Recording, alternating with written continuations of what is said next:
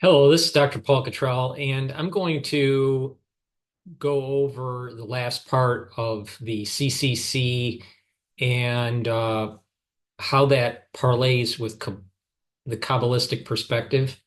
But before I do that, I'd like to go over some of the products that I have on my store. Please go to my store, the-studio-reykjavik.com, and you can help support my work because most of the videos that I do are for free. I have thousands of videos for free. You can donate on my homepage through Stripe, PayPal, or Buy Me a Coffee.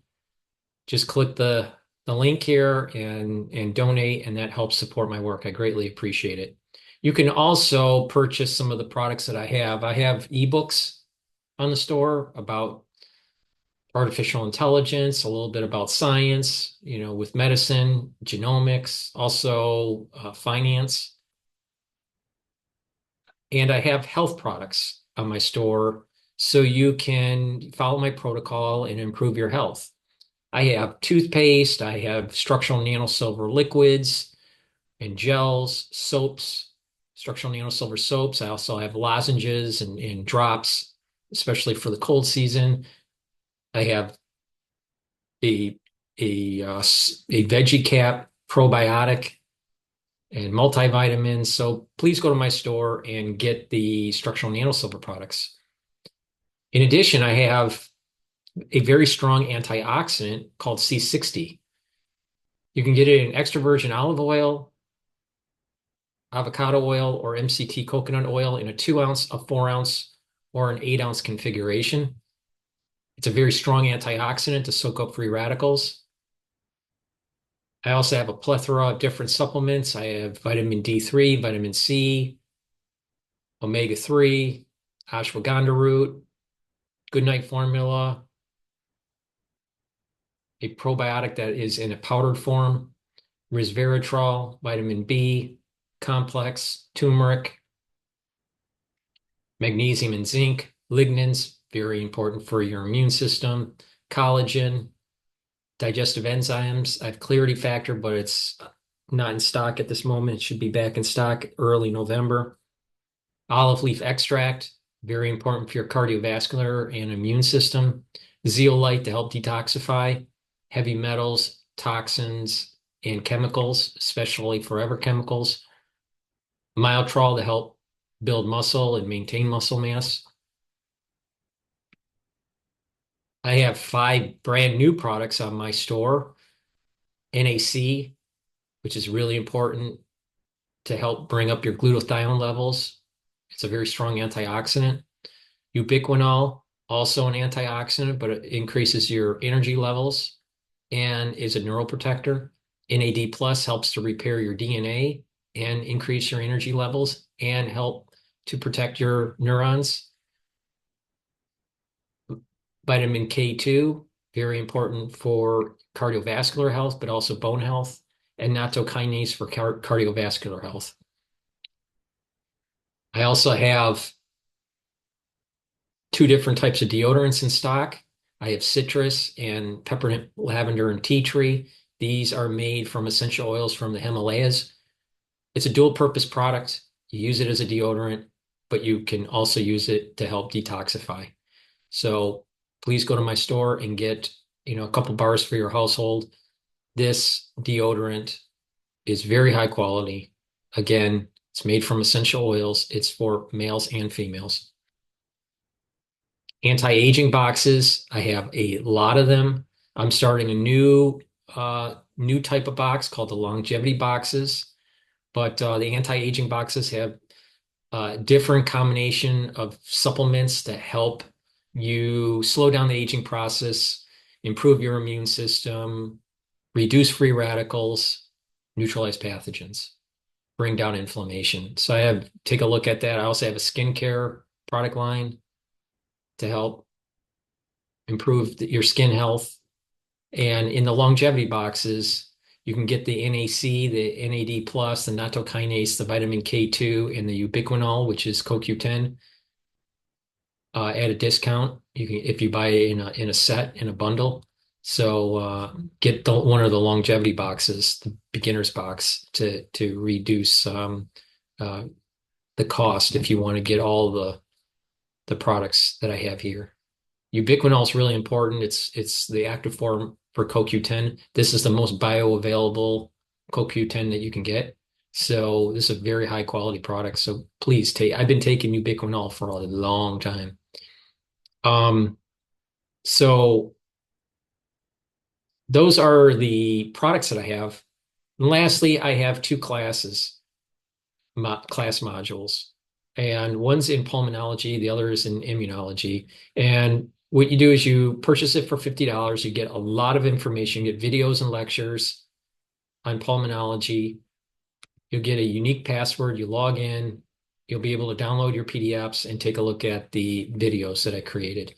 Once you get your password, you just go into classes and just, go into which module you purchased, pulmonology module, let's say, and you type in your unique password. Now, and the same thing with immunology. You learn a lot. You learn a lot. So, with that said, let's go to the rest of the lecture on the CCC and Kabbalah. Okay. Now, we stopped here. All right. And again, please go to my different channels to make sure that you see telemetry episode 14. So telemetry episode 14 goes over the first half of this PowerPoint. I stopped at this slide. This lecture is going to finish up this concept of CCC and how it parlays with Kabbalah. All right. Conformal cyclic cosmology, CCC, is from Penrose. All right. I mentioned this on episode 14, and I modified it to kind of give it a Kabbalistic perspective. All right. And Penrose basically thinks that eons go on forever. Now, if you don't understand what I'm talking about, make sure you see episode 14. I don't have time to reiterate the things I said in there. I talked for almost 3 hours on the subject. So go to episode 14 before you watch this video. Because from the concepts that are in that video, you'll build, you'll take those concepts and we'll build on it in this episode. So basically there are eons, and Penrose thought that eons went on forever and in infinity, in the positive direction in time and in the negative in the past. All right. Now, from a Kabbalistic perspective, the teachings, the understanding is that we're in the last world, Asiya. And not only are we in the last world, we're in the last attribute of Asiya, which is Malchut. All right. So if we use the model from Penrose and modify it to a Kabbalistic modeling system, then we're at Asiya Malchut. If that's the case, then we're in the last eon. But we don't know for sure because we need to find out if we can reach the Hawking point in this world. Now, the slides that I go further in this PowerPoint, we didn't go over in episode 14. All right, people that don't understand what the Big Bang is, the picture that I have on the right is a model of the Big Bang. And the whole idea is that there was a singularity with lots of energy that expanded out. And what happened is that there was an expansion, and then there was there was an inflationary period. Okay, a gigantic inflationary period that led to a further expansion. So we have an expansion, an inflationary period, and then an expansion. Okay. Now, there were there are different, as the universe expands and cools, then the formation of matter can happen. Okay, this is all Big Bang theory, right? So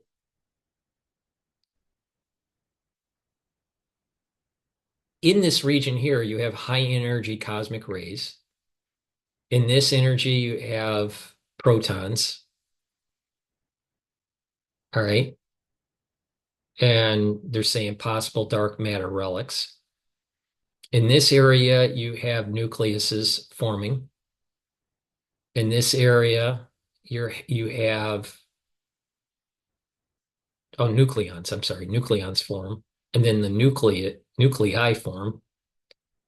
All right, and each one of these eras it has a certain type of energy density. Okay, and the amount of time that it took. Okay, so time and energy. So you can see that it's taking more and more time, and energy is going down. Okay, and then the next epoch, we have cosmic microwave background radiation is visible. Okay.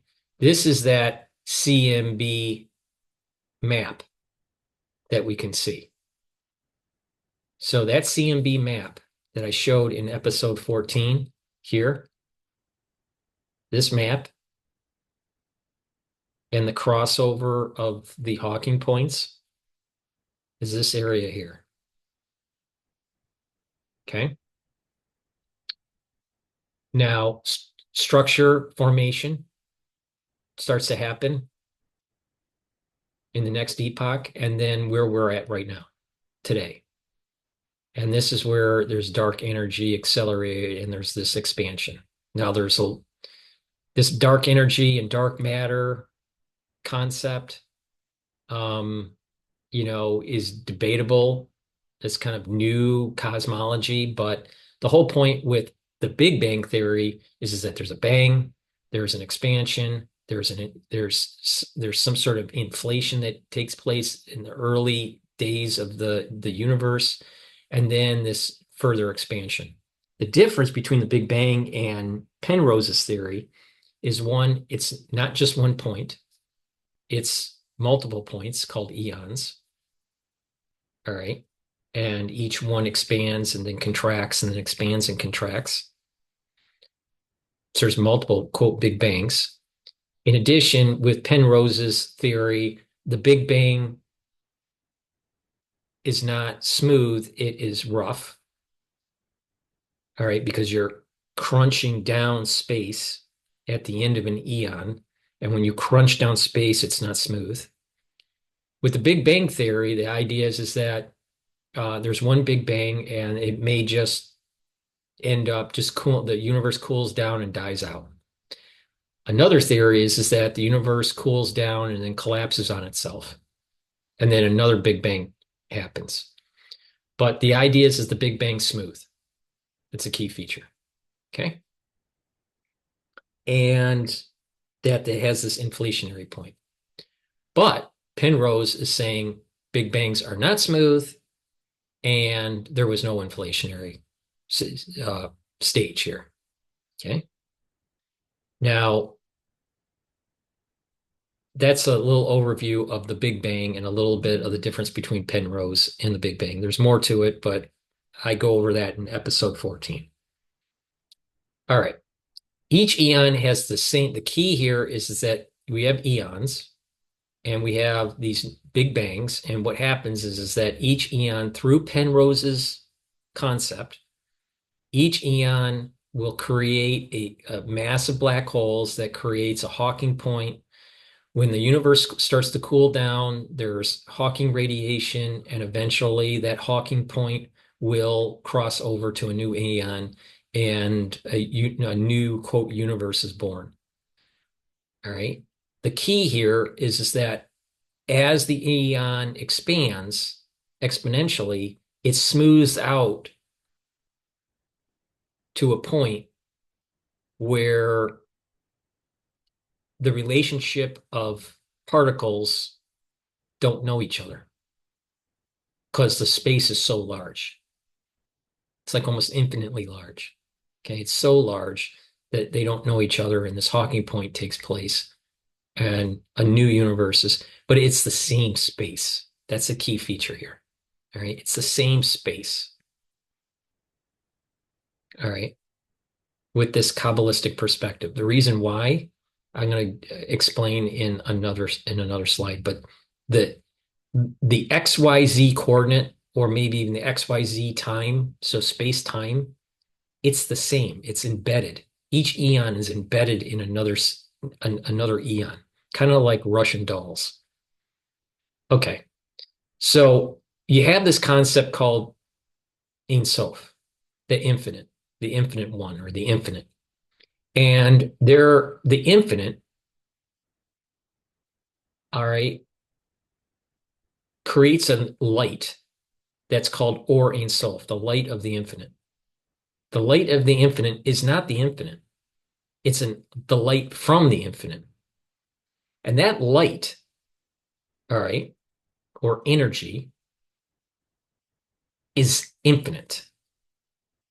So if the energy is only a subset of the infinite one, and the energy is infinite, it only tells you more on how beyond infinite the the infinite one is beyond infinity.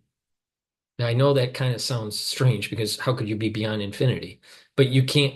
The infinite one cannot be bound by constraints, and a constraint is infinity. It just goes on forever, but it's a constraint. All right. So the infinite one, Ein Sof, uh, creates a light, or creates an energy, or a vibration, however you want to call it, because remember, we can have E equals Planck's constant and frequency. All right. So a light or energy is a frequency. So a frequency or a light or an energy, however you want to define it, is infinitely bound, and it contracts. And when it contracts and creates an XYZ coordinate system. Now, if we want to use it in terms of Einstein understanding, then we're talking about space-time. Okay? So this process in Kabbalah is called the Diluc. And the Diluc is the giant leap of taking the Or Ein Sof and constricting it to create space, or space-time. That space-time that's created is called the Halal. All right. All worlds / eons use the same space. So all the worlds are using this space. Okay. That's created from the Diluc. But there each one of these attributes of the Sephiros, these are Sephiros for each world. There's 4 worlds in Kabbalah: Atzilus, Bria, Yitzhak, and Asiya. And each world has 10 attributes. And there's a flow of energy that goes down this way. And that flow is called Kav flow. All right. So when Or Ein Sof constricts the infinite light, or energy, or vibration, when that's constricted, a space is created. Okay. Or a space-time is created for all of these attributes, all these different sephira, right? All these different circles. And each circle is embedded in another, is sort of embedded in another circle. And I showed that in episode 14. This is, each one of these is a sephira. Okay. Each circle, embedded circle, is a sphere. It's actually a sphere, a 3-dimensional sphere, just represented on a 2D plane, and each sphere is embedded. Okay. So this this right here, this right here is embedded in here, which is embedded, all right? But they're all using the same space. So just imagine one gigantic space created because of the constriction of the Or Ein Sof through the Diluc. Space or space times created, and there's an embeddedness. Okay. So then all of a sudden there is a Kav flow. The first Kav flow flows into Atzilus Keter. That means that there's this constricted Or Ein Sof. This ends up beaming a little bit of itself, a little bit of a subset of the Or Ein Sof through the Kav flow into Atzilus Keter. All right. That's the first Big Bang, Atzilus Keter. And that's smooth. Okay. It's not condensed energy like through a black hole. It's beaming from the constriction of the Or Ein Sof. Okay. And that beam of light or radiation of light is what we call the Kav flow. And that Kav flow is going into each one of these attributes, each one of these sephirah. And once the sephirah, each one of the sephirahs are filled, then the whole Sephiroth is activated and that world is constituted. The Atzilus is constituted. We are in the Asiya world. And technically, we're in Asiya Malchut. We reside here. The universe, in the beginning, there was heaven and earth. That's the first phrase. Heaven was created here. This is heaven. All right. Atzilus Bria Yitzhara. And the Kav flow going into each one of these worlds. Earth is the material, and that's the Asiya world. So in the beginning, heaven and earth, these worlds were created. The heaven part and then the worldly part. Okay. There's another interpretation where there's the upper and the lower world, because there's a lower Atzilus and a higher Atzilus. There's kind of a mirror image, but I'm not going to get into that. All right. So with the Kav flow, it will flow in from top to bottom. All right. And actualize these worlds. So again, Ein Sof, the infinite, beyond infinite. It's really beyond infinite. Can't be bound. It's beyond infinite, beyond comprehension. Then the infinite light, right? The light of the infinite.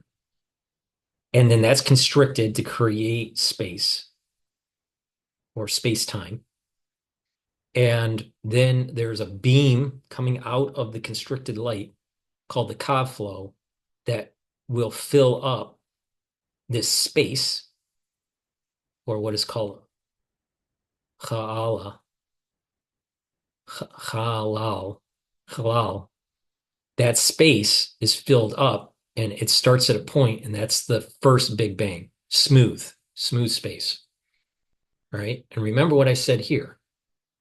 The first Big Bang, based on the Big Bang theory, it's smooth. Based on Penrose, each eon is not smooth because he's saying it's infinite from the past, infinite into the future. But with Kabbalah, it states that there was a beginning, and that was from the Atzilus Keter. So this has to be smooth because there was no Big Bang. Or let me rephrase. There's no Big Bang from a condensing of a black hole, right? There's no black hole that's in existence yet in Atzilus Keter. Black holes start in Asiya Keter. Right? You'll see why, because this is the material world. I'll go into that. All right. So what if we zoomed in on the energy flowing into Atzilus Keter and Chokhmah? That's Atzilus Chokhmah. That that energy flow, all right, which would be the space that's created, and then the energy, the Ka flow flowing into Atzilus GETTR, and then expanding, and then creating another world or another attribute. Now remember, all these attributes are in the same space, but there is some sort of boundary or screen that's like this. So crossing over from one eon to another, or one attribute to another, or one sephira to another is not easy. Okay. All right, so this is zooming in on this area here. All right, at the very beginning, or Ein Sof constricts the light, or the Ein Sof constricts the light, that or Ein Sof, and that constriction creates space, but it's not actualized yet. So the Ka flow comes in, and there are 40 attributes here. There's 40 attributes, 10 for each of the worlds. There's 4 worlds, so 40 attributes. So E40 is how I designate what the energy density is coming from the first Ka flow into Atzilus GETTR. All right. So E40, now E is really energy, which is Planck's constant times the frequency. So this is an energy divided by some space unit. All right. Some unit of space. So this is really energy density. This represents energy density. Okay. Now, this E40 is the energy density that's coming from the first Big Bang, that's smooth, that's the Ka flow flowing into Atzilus GETTR, flowing into here. Okay. Now, when that flows in, that Ka flow flows in, it's expanding. All right. That space is expanding. Kind of very similar to this, but without inflation. It's just expanding. So using Penrose's concept, just there's no real inflation. That's inflation. It's expanding, then inflates, and then expands. There's no step. There's no inflationary step. It's just expands. Okay. So now there is this flow, energy density flow, going into the Atzilus GETTR, and there is a slight, because there's a fluctuation, the energy density fluctuation as it's coming in. There's a slight fluctuation. So there is a little bit of a density of energy density at the 40 level, and then there's a slightly less, what I call light and heavy. Okay. As this is expanding very rapidly, because it's high density energy, the question is, does it really know time? Because it's rapid. So it may not know time. So it's very possible that the first 3 universes, which is quote heaven, all right, but these 3 universes could have been created very fast or instantaneously. All right. But if you slowed, because from our perspective, we have time. If you slowed that almost instantaneous thing, it had steps. Okay. And those steps are this. You have this slight energy density difference in the space that's expanding rapidly, to the point where, as it's expanding, the energy density per unit of space gets less and less rapidly. Now, of course, the energy densities that are light, the E39.9, will reach E1 energy density before E40. All right. What will happen is that there will be a 39 areas that will be at E1 that are near each other. That those energy densities will be able to cross over into Atzilus Chachma, or the next eon. And so that energy, that E39s, all these E1s add up, there's 39 of them, they cross over because they're the ones that hit first. The ones that are heavy, they're not allowed to cross over. The reason being is this is expanding so quickly that the step is, are you at E1? Yes. If yes, can you cross over? If yes, you can cross over. But the problem comes in when you have when you when you have something that crosses over. There is kind of like, it's like a shutter. It's like a shutter here, and that shutter is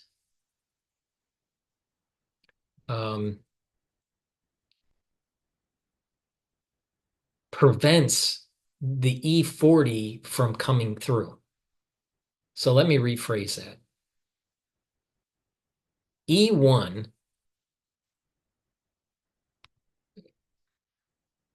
hold on.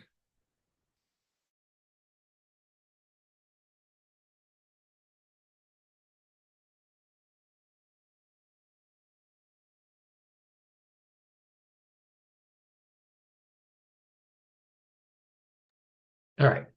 E1 is reached by E39.9 first, then the E40s. So the light densities hit the E1 first. Why? Because as this is expanding, and it's expanding rapidly, it's stretching out, and the energy density is becoming less and less. So the light areas will hit first, E1. The eon shutter, or the eon critical point for crossover, to cross over from one eon to another, is E1, energy density. Okay. But the thing is that each eon can only absorb a little bit less than the previous eon. Okay. So the first eon was able to absorb E40. The second eon, or Atzilus Chachma, can only absorb E39, and the same thing going down the subsequently, each eon can only absorb a certain amount. So the first 39 E1s will be able to cross over, and the eon can't absorb any more. And so there's a as these E1s are coming into the new eon, and it's almost instantaneous, because these things this is rapidly expanding, and they come over quickly. All right. It's almost instantaneous. But once it crosses over, it can't hold any more light. So there's two things that are happening. There's a once once these E1s cross over as a collective of E39 energy density into the new eon, there's a forward force. There's an expansionary force. All right, for that eon. We just talked about, there's like this, there's expansion here. There's expansion. Same thing here. There's an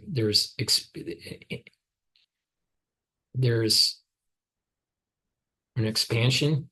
Well, the same thing here. There's an expansion, and there's a forward force of expansion. Well, there's also kind of like a downdraft, or there's a backward force that pushes back to prevent any other E1s from crossing over, because there's 39 E1s that have crossed over.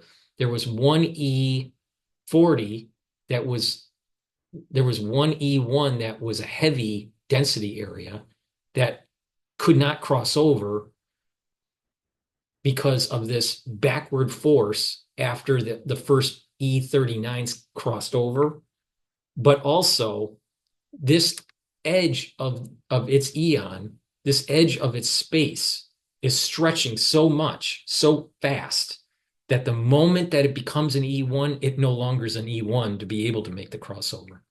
So it's a combination of the forward force for expansion for the next eon, the backward force from that actual crossover, the three for the 39 energy densities of E1, and this very fast expansion of the edge of the space for this eon. Now you got to remember that this eon is really a circle. It's really a, even though this is represented as a cone expanding, it's really a sphere expanding. So it's like a three-dimensional sphere that's expanding, but it's just represented as a triangle or a cone, right? But this edge is a gigantic sphere, and it's expanding very rapidly. So that last E1 that didn't cross over, it will get to E1, that energy density will get to E1, but it's latent and it can't get over because the next eon can't take the energy. It's already closed off. It's already created its own kind of like Russian doll, if you want to use that term. So there's two things going on: this fast expansion preventing that last E1 from crossing over, and this backward force that's preventing any new energies from flowing in. All right. In Kabbalah, this backward force and this prevention of the last E1 from crossing over is the tikkun process.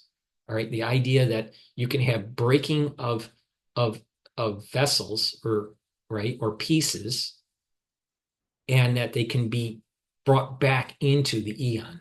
So the whole idea here is that it was an E1, just instant, that latent heavy density area turned into an E1 just slightly before these 39 E1s. Couldn't cross over because the backward force and because that backward force and the spreading was so fast that E1 ended up now being an E.9 or an E.8 and can't cross over, because to cross over it has to be an E1, assuming that the previous eon has energy space for it. Okay, so that's a key point. So let me reiterate this concept is really important to understand. You have energy densities, so you have energy you have energy per space unit, okay, or unit of space. When an energy goes in, or a big bang goes in, smooth or rough, in this case it's smooth, there's a slight variation in the density because there's a quantum flux. This slight energy density, the light densities will get to E1 first before the heavy densities. So 39 can cross over because that's the max energy density for the next eon, which is absolute Chochmah. Once that E39 crosses over, these 39s don't cross over all at the same time, but it's almost the same time. It's a very minute difference, but it's almost the same time. It creates a backward force to prevent that last E1 from crossing over. And that last E1 then ends up being lighter density as the expansion of the space continues to expand rapidly. That E1, that last E1 ends up being an E.8 and can't cross over. So this backward force and the energy starting to become less dense. This is part of the tikkun process within the Sephirah. Okay. Now, this is you got to remember that each one of these eons are each one of these separa. And it takes 10 eons to create a world. These three worlds are heaven. This world here is the physical world or earth, but this is the material world. Okay, so you have E40 energy going into a eon, E39, blah, blah, blah, and then it all the way goes to E10, right? And then it'll all the way go to our world. We're over here, which is this right here, Malchut Asiya. So I'm representing just through dot, dot, dot that, we're going through the process of filling each one of the eons. Okay. And that each one of these here are one of these, and each one of these are Penrose's eon. Now, the energy flows into E40, turns into E39, E38, E37, same process. It's the same process. This process just keeps on repeating itself up to it gets to E10. Now, E10, you're now at the beginning of Asiya, which is GETTR Asiya. So we just went through Atzilus, GETTR, and then we flowed through Atzilus, through Bria, through Yitzhara. Now we're at Asiya GETTR. That's E10. Asiya, all right? So we had E11. We had E11 flowing in before E10. E10. Now we have E10 flowing in. Now, from E40 through E11, eons don't have mass. They're without mass. There's no black holes. It's just an energy density that is just getting less and less as it goes into these universes. Doesn't have time to form matter. This is such a fast process, doesn't have time to form matter. Okay, now matter is starting to be created in the E10s. And the E10 to E1. So these are eons that have mass and they have black holes. So at the end of each eon, there will be a supermassive black hole that allows for what is called that Hawking point. And that supermassive black hole is formed by collecting matter that eventually, as the space starts to expand, starts to radiate out the Hawking radiation to the Hawking point, and that Hawking point will eventually cross over to the next eon. Okay, so you have no black holes here, and no mass from E40 to E11, but you have black holes and mass from E10 to E1. So here, what happens is that the ratio of matter to energy, it increases from subsequent eons. So you have more energy here and less mass, but you have more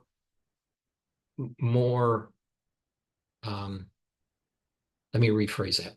The mass to energy ratio is less for E10 eon than the E1 eon. E1 eon has more mass to energy ratio. Okay. So that's a key concept here. This last eon is the Asiya Malchut. This E10 is Asiya GETTR.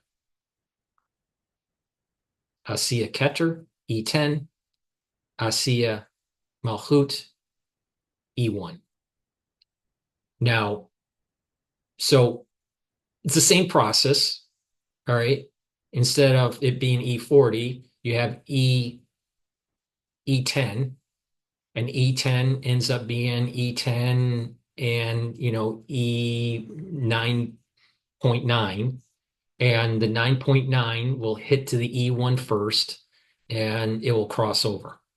But because these worlds here, E10 to E1, are slower in expansion relative to the previous eons, that it has time to create matter.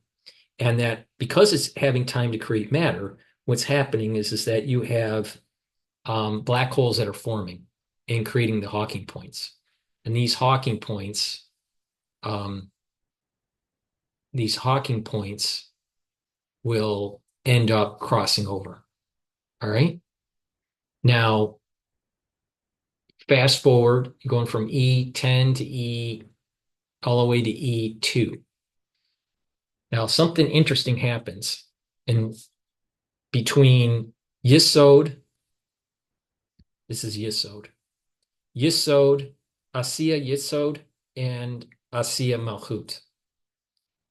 What happens is that you have E2 coming in, so you have energy density of E2 and 1.9. So E1.9, E.1.9, this is expanding slower than E10. More matter is allowed to accumulate and larger super massive black holes are allowed to form. And an energy density, not energy density, a density point at the Hawking point is allowed to cross over. Okay. But what crosses over is an E1. This eon can only accept E1. It can't accept E10 or it can't. All right. So E2 has an energy density of E2 and E1.9 because it's just a little bit of a flux, that quantum flux. And that quantum flux, all right, has will read that this expansion is slower, so it's not as fast as E40, and it allows time for more of the development of the universe. All right. You need time for the development to coalesce and to cool down. If it's fast, high energy, fast, universe can't form. But with E10, these expansions are slower, so material can be built up, but may not form the way our universe, observable universe is. It may be only at the nuclei level before it goes into the next eon. All right. Because the energy levels are high before it goes into the next eon.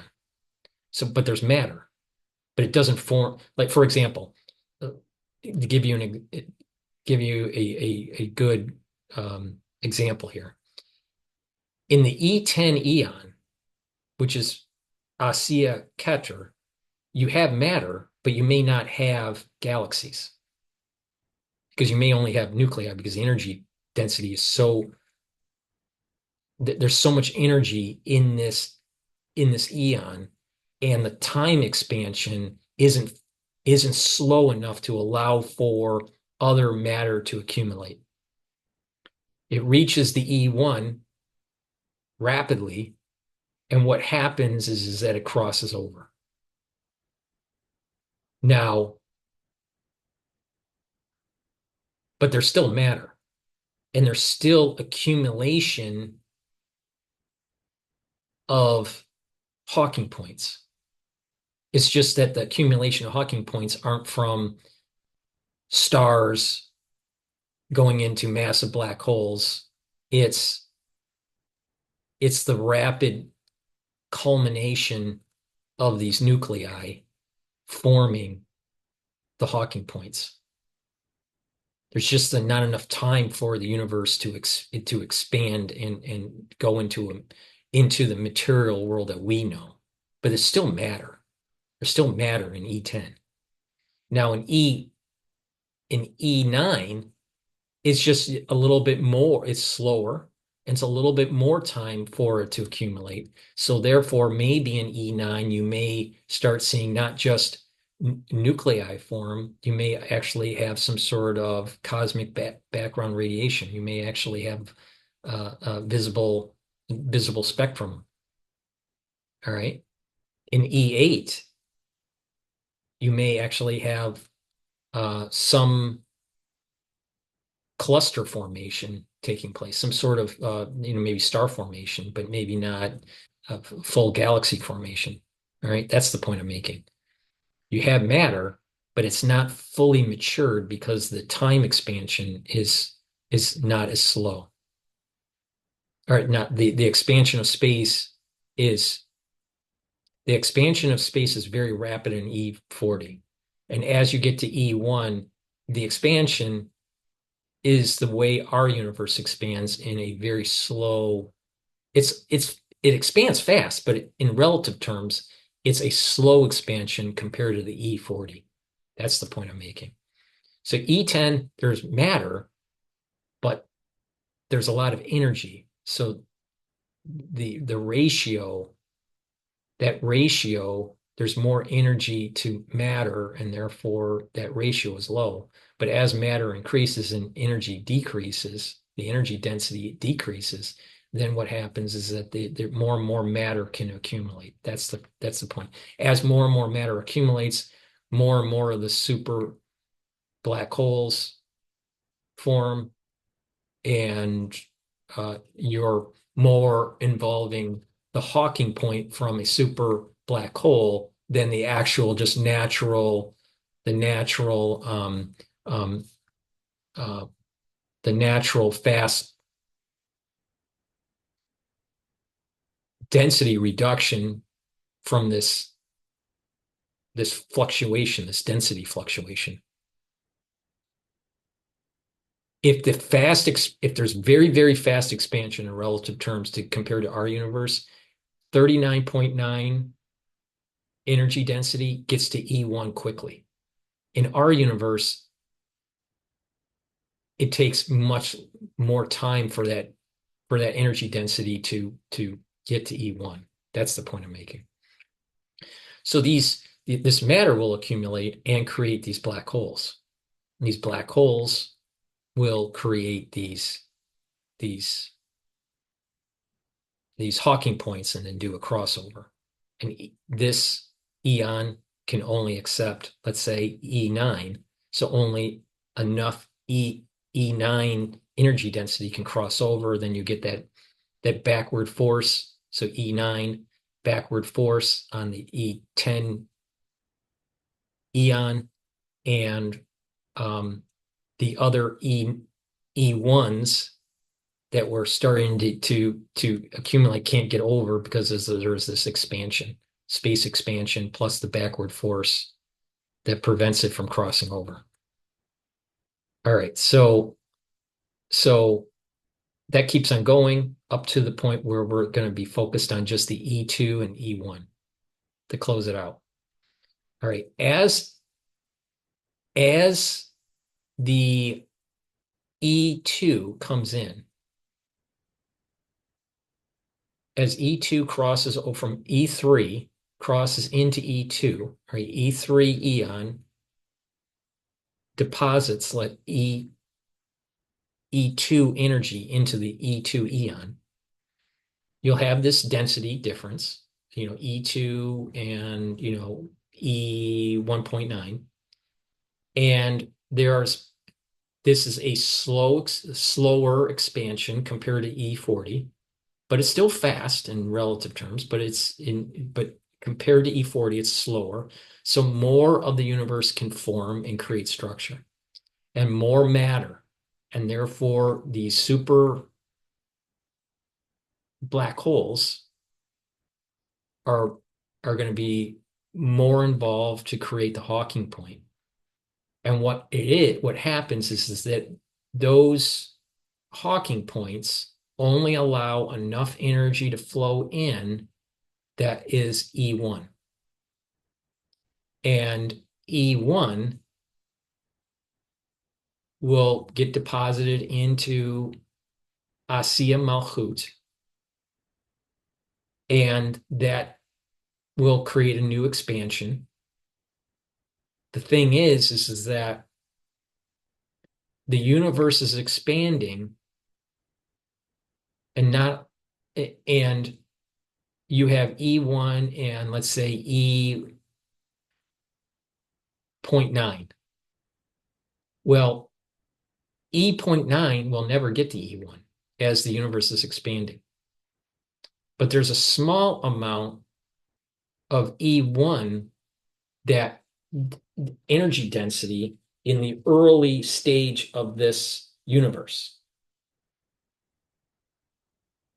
But it's expanding rapidly, and it what happens is that the energy densities become less than E1. And therefore, the the Hawking point never is reached in our universe. The point I'm making here is that even with supermassive black holes, we're not going to be able to create another energy level that's E1 because if you look at the pattern, there's always energy that's left over in the previous eon. There's always an E1 energy level that's left over through the Tikkun process. E40 can only deposit E39 into the next eon. So the E39 eon left over in the previous eon E1, right? One energy density. Well, you you can't you, you can't have a new eon past Asiya Malchut because the whole idea of Kabbalah is that it started from Absolute GETTR, maybe even one world above this, but I don't understand the Kabbalah above Absolute. But let's just say that it starts at Absolute GETTR. All right. This here, because I think what's above Absolute GETTR is really this right here. I think it's the Ein Sof and the Or Ein Sof mechanism that's going into Absolute GETTR. And we only care about this part here going down. So, but the point here is this Absolute GETTR is the beginning of the eons. The last eon in Kabbalah would be Asiya Malchut, because Asiya is the material world. There's nothing beyond the material world. There's nothing going lower than us. We are the lowest. We are the most constrained. We are the most we are the process of this symptom, this constriction of the Ka flow that creates our world. All right. We could not exist in Absolute GETTR. Why? Well, the physics behind it is that the energy densities are too damn high for material to form. Same thing in E10. Matter does form, but doesn't have enough time to coalesce into solar systems, right? Now, each eon, it's getting closer and closer to a world that we understand.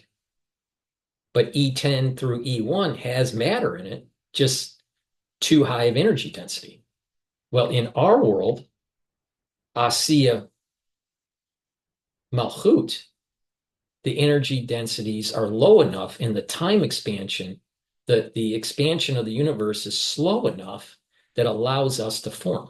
That's the point I'm making. Now, it seems to me that you will have the energy densities will be slightly too small to be able to create a Hawking point to meet the threat. A Hawking point will be created, but that Hawking point is going to have less than E1 to be able to do the next crossover. I don't think that that we are in the last eon. If CCC, conformal cyclic cosmology, can be modified into a Kabbalistic perspective, we are in the last eon because we are in Asiya Malchut, and we are at that that last energy point that allows for the universe to coalesce, for our reality to be materialized or actualized.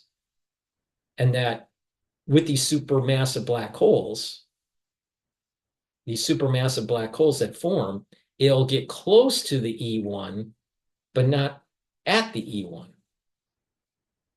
Because there's not going to be just one massive black hole. There's going to be a few massive black holes. And those, because there's a few massive black holes, supermassive black holes, each one of them will not have the E1 density because the E1 density was at the very beginning of the universe. You would have to have a supermassive black hole that is just one. Well, this space here is so stretched out that the supermassive black holes never talk to it, and they never touch each other.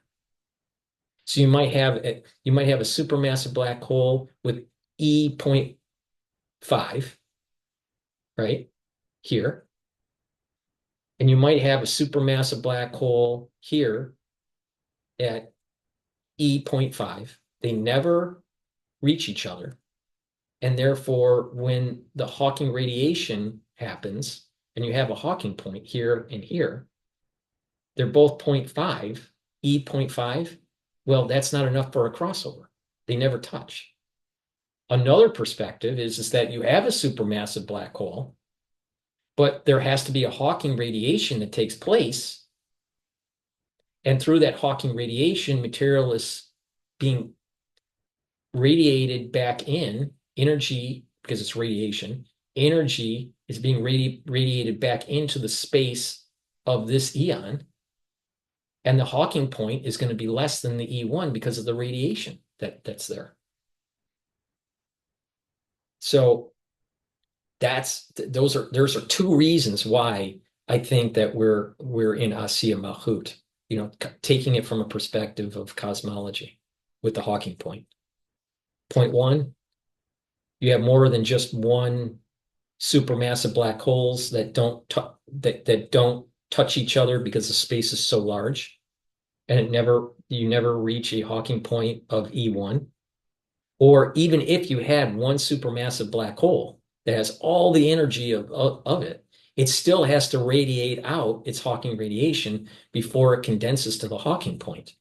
Well, if it's radiating out, if the supermassive black hole has E1, but it has to radiate some of its energy out into the cold space of this expansion, there's going to be less than E1 at the Hawking point, and therefore can't do the threshold. So those are the mappings of CCC to a Kabbalistic perspective based on these 4 different worlds. Now, the key point here is that even though you have a space that's expanded, and it's something that's a sphere that is expanded so large that it seems like it's a flat plane for each one of these eons still exist that have a little bit of energy. Okay? Now think about it. 40 energy deposited 39. So it had E1. 39 deposited 38. So in the end, it had an E1. So to stabilize each eon is at a steady state energy, total energy within its eon of E1. Each one of these, like for example, this deposits E39 energy density. The amount of energy is E39. It leaves an energy density of E1. And that happens for all of them. The steady state of an eon is E1. So because there is an energy that actualizes, it stays in this eon, E1 stays in this eon, E1 stays in this eon. That's true for all 40 of them. Okay? Now they are stabilized. Each one of these have been actualized and stabilized. Now you can communicate back and forth.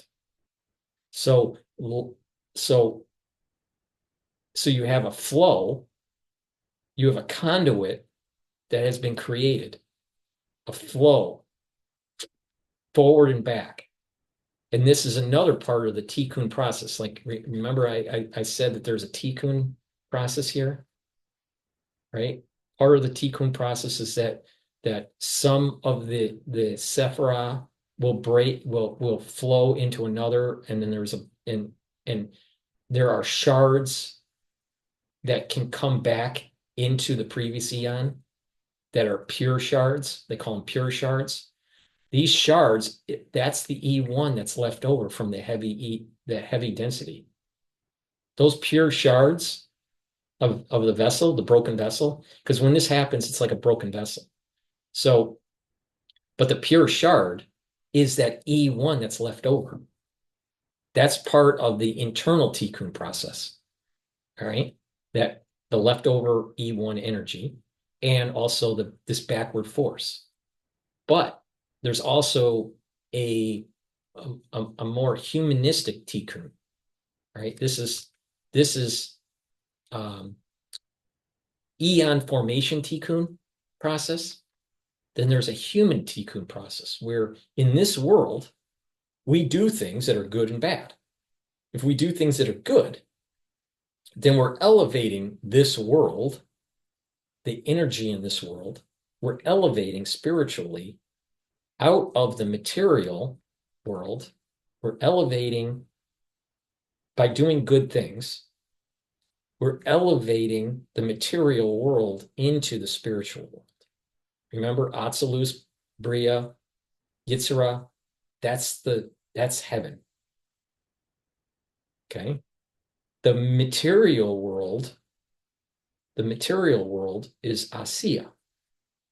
So that means that we do good things. It's elevating through the different eons, E1 through E10, through the conduit that's created, right? And then into the spiritual world, all the way up to E40, which is Atzilus Keter. Depending on how good or how much intent we have with the good that we do, is how much it elevates up. Oh, if we do something really benign and it doesn't take much effort, it may only elevate up a little bit. But if we do something that's really difficult but really meaningful, then it elevates all the way up to the top. All right. And this is what is called karvana. The karvana of what you do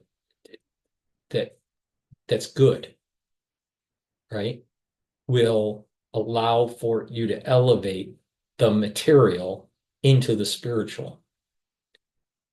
The same thing, if you elevate something good into the material world, or if you elevate something something good in the material world up into the spiritual world, then something positive will come down through this flow, through this flow, this conduit that's created. So you do something good, it flows up. If you have the highest level kavana and the most the purest form of this goodness, it will flow all the way to E40. And then something good will come back. It'll reverberate. So there's an energy force of good going up. If it's a strong energy force of good or kavana, it'll come up to E40. And then an energy force will come back down, quote, blessing. Do something good, blessing will come down to the material through this conduit that's created. All right. Same thing though. You do something bad in the material world, you do something bad, that the bad will come up And depending on how bad it is, if it's bad but not that bad, maybe it stays up to here. If it's really bad, then it'll go all the way up to here. And then a curse will come down. Something bad will flow back down. All right. But this stabilizing of the eons with the E1 creates the conduit for this energy flow of up and down. This Cobb flow reverses once this thing's all actualized. So that's basic, and that's what I mean by E40 to E1 eons can communicate with each other. So if the Kabbalistic perspective can be mapped to CCC, that means that there is the ability to communicate between one eon to a previous eon, and that Penrose is wrong. The universe did start as a Big Bang at Atzilus GETTR, and subsequent energy flows were most likely. Let me go. There's one point here that I forgot to mention. Big Bang smooth. That smoothness most likely was from E40 all the way to E11 because there's no matter. So that means Atzilus, Bria, and Yetzirah worlds, they were smooth transitions, smooth space, as they crossed over. Once you got to E10, because there is material, once you get to the 10th, the E10 eon, which is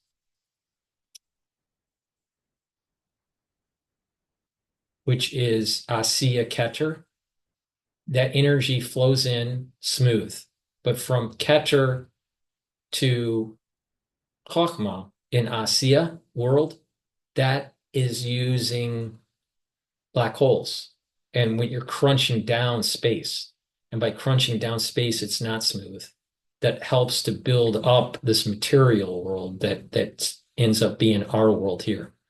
Remember, each one of these is a little bit more mass than the previous. No mass here. Only energy. Only spiritual. Okay?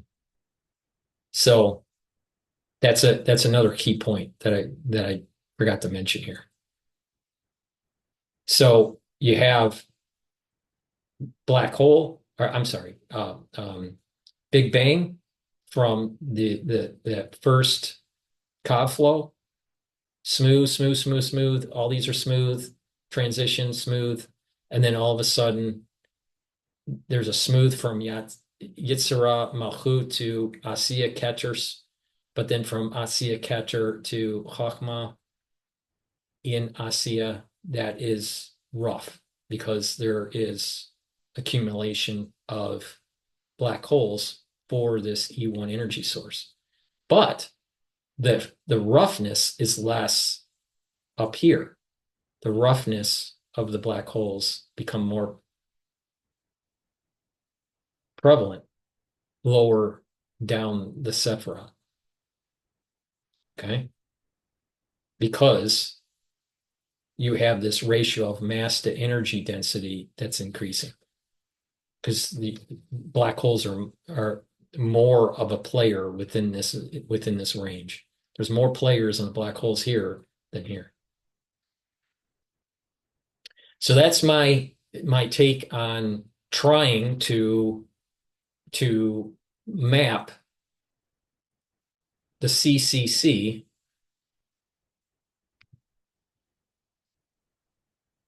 to Kabbalah. So conformal, cyclic, cosmology, and Kabbalah. So thank you for listening to this. I know this is a very difficult topic to understand, but this is my take on taking Penrose's theory and mapping into something that has been known for thousands of years based on Kabbalistic tradition. Thank you for listening. Please go to my store, the-studio-reykjavik.com. Get those products that I have mentioned earlier. Help slow down the aging process, increase your immune system, build up energy, have more vitality by taking the supplements that I offer and the stacking that I recommend. In addition, please help support my work by subscribing to all my channels. I have 4 channels on YouTube. I have Brighteon, Bitchute, and Rumble. You can also follow me on X. I have 2 feeds on X. I have TikTok, and I also have GETTR. So please follow me on those social media platforms. Thank you for listening, and have a nice day.